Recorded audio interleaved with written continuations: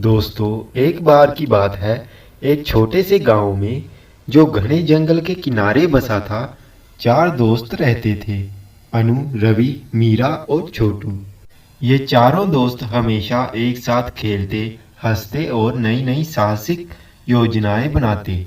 गांव के लोग अक्सर जंगल के बारे में डरावनी कहानियां सुनाते थे, लेकिन इन चार दोस्तों के लिए जंगल एक रहस्यमयी दुनिया थी जो रोमांच से भरी थी।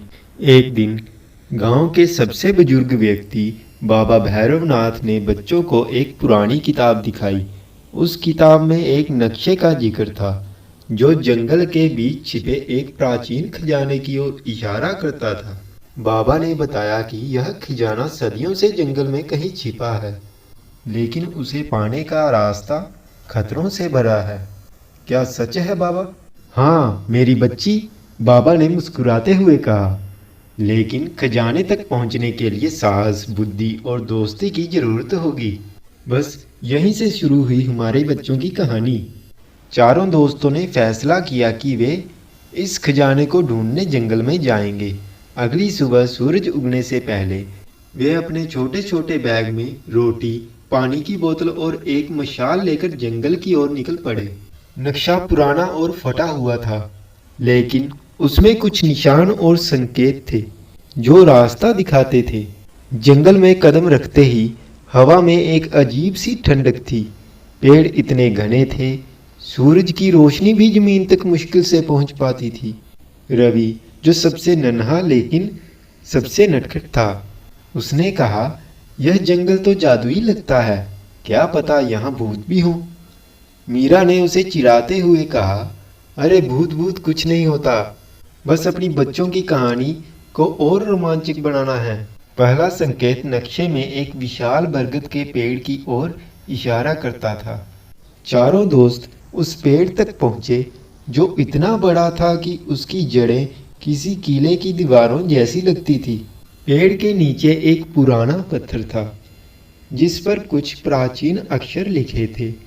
अनु, जो पढ़ने में तेज थी, उसने अक्षरों को पढ़ने की कोशिश की।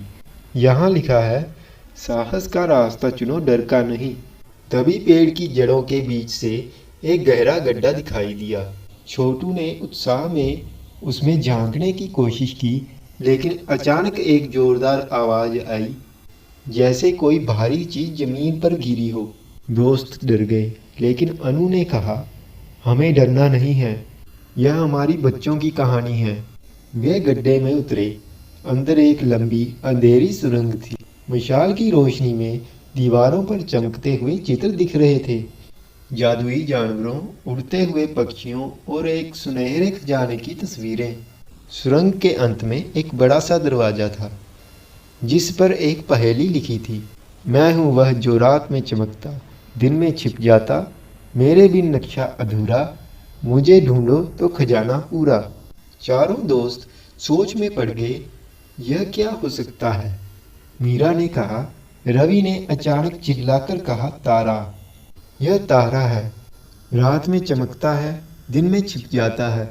सबने उसकी बात मानी और दरवाजे पर तारे के आकार का छेद ढूंढा।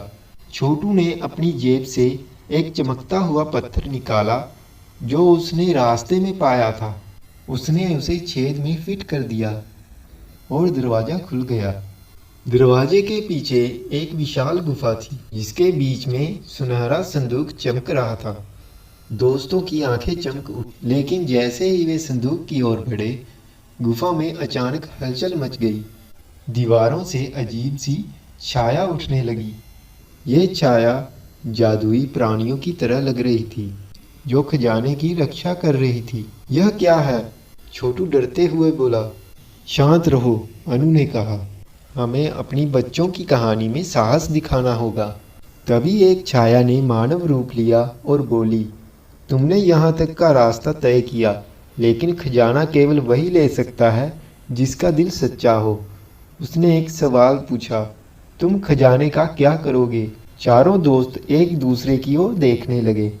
मीरा ने कहा, हम यह खजाना गांव वालों के लिए इस्तेमाल करेंगे, स्कूल बनाएंगे, गरीबों की मदद करेंगे।